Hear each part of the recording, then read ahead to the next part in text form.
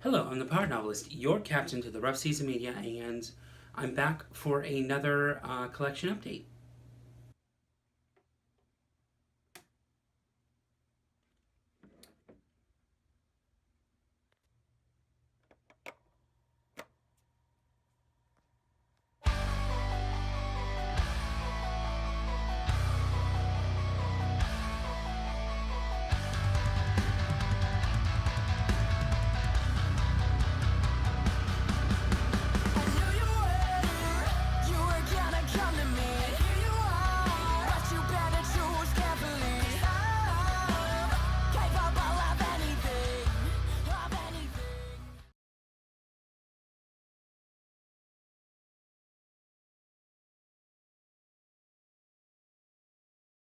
So just as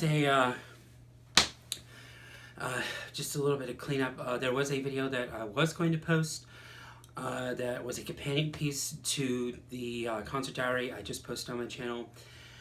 For personal reasons, I am not posting that video. There was a couple of things that happened in my life that I just don't want to think about it, to be completely honest. Just something a little negative.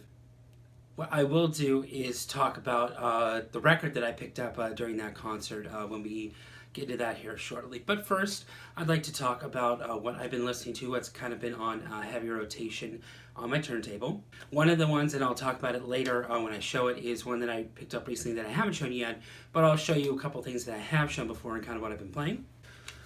First being Pearl Jam's Yield. I think I talked about this one. I got this as a Christmas gift last year, and Christmas is coming up again, but this one's just been on a heavy listen for me. I absolutely love this album, and just Pearl Jam, I've been on a huge kick as of late, so this sates that hunger to listen to that wonderful album. If you haven't picked it up yet, I definitely recommend it.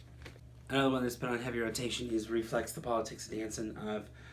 I've talked about this in my August updates, but it's just fantastic album. I can listen to it beginning to end. It's a really, really good album, and I absolutely adore this album. So I thank Vinyl Collector James for the suggestion for this, and showing this for you if you're watching. Yeah, no, this is a really good album, and I'm so very glad that I actually got a copy of this, and was really surprised when I pulled it out at my local shop. Another one is Temple of the Dog. I don't know if you can see it because I actually have it in double plastic because the plastic's peeling off right now, and but this is just an album that means a lot to me, and I can't not play it. I have to be honest. It's fantastic beginning to end. And when Chris Cornell passed away, it made me sad, but for me, it's just a classic album, and I've been rotating, and I've been listening to it quite a bit. And the last one I want to show you, of the ones that I've shown you before, is Neil Young's Mirror Ball. You can tell the vibe that I'm in, the kind of mood that I'm in when I'm putting this up. But fantastic album, Neil Young, Pearl Jam. Not too much more to be said about that. But yeah, those four so far have been heavy on rotation of the ones that I've already shown you. So now it's time to go over what I've picked up. Now I've divided into sections. So those who are longtime watchers know I love to go to thrift stores and find different odds and ends. So the first bit will be the thrift store finds, and the second little bit will be what I picked up at the actual stores. So let's start with the thrift store finds. The first two are kind of companion pieces to one another, but not too much to say about them. I got Lionel Richie, Can't Slow Down, and Lionel Richie's self-titled. Each are gatefold. So there you go. And then for those who are always interested, I love to do this. It's the, let me put this down over here. Here's the reverse gatefold. The Lionel Richie self-titled did not come with a printed lyric sleeve, but it's on the Motown label.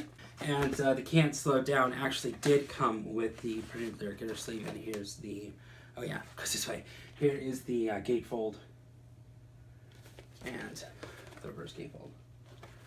I haven't had a chance to listen to these yet, but I like Lionel Richie. I know I like Lionel Richie, so looking forward to hearing these when I actually get the chance to. I am a very big fan of soundtracks, even if I haven't seen the movie. Sometimes I'll hear of a soundtrack for a particular movie or what have you, and I saw this one, have not seen the movie yet, I'm probably going to eventually see the movie.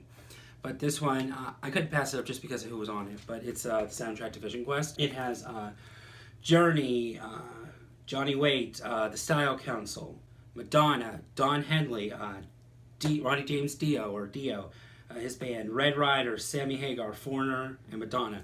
It's just very, very good. And I knew right away, because the Dio song is the main reason I bought it, and Lunatic Fringe, of course. But yeah, no, it's not too much to say on this one, but it's a good soundtrack. Haven't seen the movie, but I look forward to eventually seeing it. So I talked about the YouTuber Andy's Vinyl Dad before, how he's gotten me into a lot of country music, and the next three that I got, I like to think he kind of inspired on that. Normally I wouldn't get classic country, but a friend of mine who is recently starting to collect, and Andy have really kind of skewed me towards getting a little bit more old school country. So I have three here that I did want to show you. I did talk about the Conway 21, I think, last time, but it's Conway 20 and Loretta Lynn dual album. I've listened to that. Fantastic. The next couple I want to show here are pretty much old school country. The first is being Tommy Overstreet.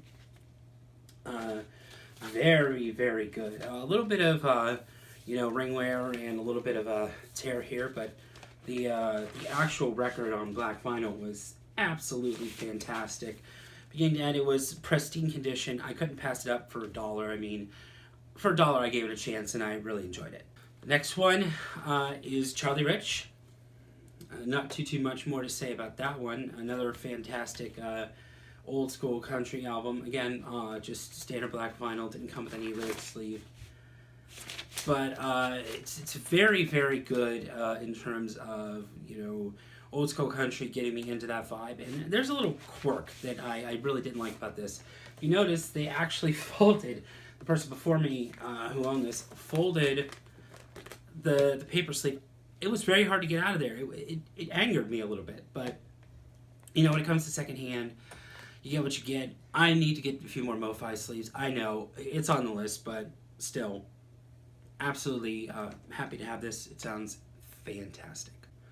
The last of the thrift store pickups I want to show is this one right here.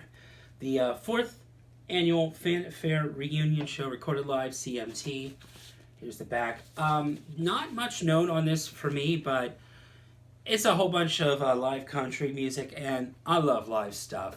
I'll be honest, I love live albums, and this was really good. It features, and I do apologize if I accidentally butcher these names, features Roy Acuff, the Bales Brothers, the Bailey Brothers, Asalom Beasley, the Duke of Paducah, Fiddlin' Sid Hardrigger, the Jordanaires, Pee Wee King, Ernie Lee, Lou Bell and Scotty, Liam McAuliffe, oh, that's hard to say, I apologize again, Laura Lee McBride, Red River Dave McHenry, Kirk McGee, and the Fruit Jar Drinkers, Joe and Rosie Maphis, Minnie Pearl, Clyde Moody, Doc and Chicky Williams, Ray Whitley, and Del Wood, and they're introduced by Tommy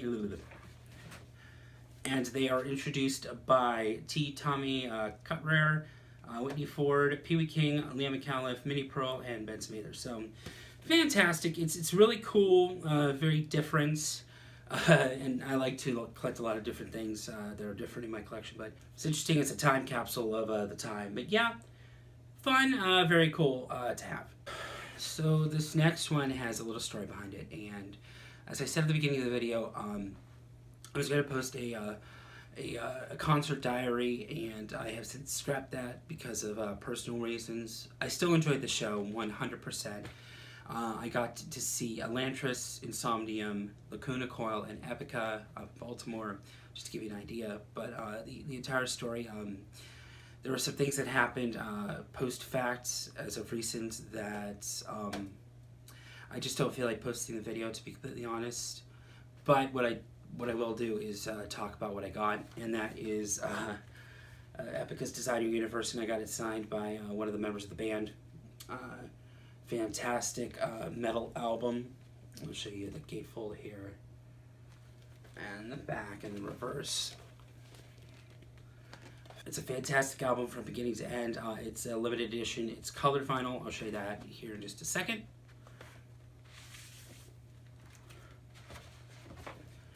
Came on these wonderfully polylined inner sleeves, but it's a clear record. I'll just show it up for the camera here. The other one's clear as well, but fantastic album beginning to end. Super awesome as just a metal album, but yeah, I finally now have a full-sized 12-inch record that is signed. I'm a very happy camper. It's awesome. It's bad that there's a bad story kind of behind it now, as a lot of good things happen, but just overall a fun album, and I'm very glad to have this.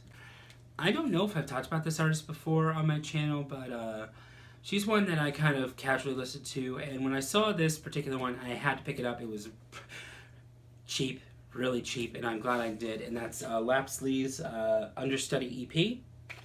Lapsley is a very interesting artist. She plays a lot with auto-tune, and not in the way you would think. You know, she makes like a low kind of rumble with some of her music. She really uses it in an interesting way. Her voice is really good, but the way she uses the auto-tune, which, you know, is something that's very debated. I'm not going to go into that when it comes to music, but just overall in general, the way she uses it is very unique, and you hear her voice through it, but she uses the auto-tune in a way that changes her voice to make it sound interesting, if that makes sense. But yeah, no, it's only 4 songs, not too much to talk about here, but yeah, Lapsley's Understudy EP is another one that I picked up. If any of you have been watching my channel for any length of time, you know that Paramore is my favorite band of all time, and this was a no-brainer pickup for me. So if anybody's been watching my channel for any length of time, you know that I'm a huge Paramore fan. So this next pickup was a no-brainer. Now there was a teal version, a pink version, and an orange version, and this particular version that I have right here. I got the retail version. I didn't care what version I had, I just wanted one, and it's Paramore's After Laughter. Wonderful album. Here's the gatefold and the back. And for the first time, I think in a long time, the reverse gatefold actually makes a picture. I'm actually happy about that. The reverse gatefold makes a picture. It came with nice little thank you inner sheets, which did not house the record, which I was surprised. And then it came on this really nice white and gray splatter vinyl. So this album means more to me now than ever than I would think, but not too much left to say. It's fantastic. I absolutely love it. I still need to get Brand New Eyes. It's on the list, but for now, I have the latest, and I'm very happy. And I'm going to be seeing them in December, which I'm very excited about. And I will be posting a video. I promise I'll be posting a video on that. The next one I got was a first for me, because it came with something extra when I bought it. I went to my local shop to get this, and you know, I was like, should I get this? Should I not get this? Because I was looking for a friend for Christmas, and I got something for him, which is the Reflex album that I showed earlier. And so I got a copy of that for him, and I got this for me. And I was like, okay, this is kind of cool. And I guess I could just talk about it right now, but it's the album Colors by Beck. And what's really cool is, because I bought it at an indie shop, I got a slip mat with it. And this is actually the slip mat for my turntable. I took it off specifically to show you for this video, but it is very cool, very awesome, and it looks awesome when it's spinning along with this record. The Beck record is colored. I'll show you that in just a second here. But yeah, it came with a really nice slip mat.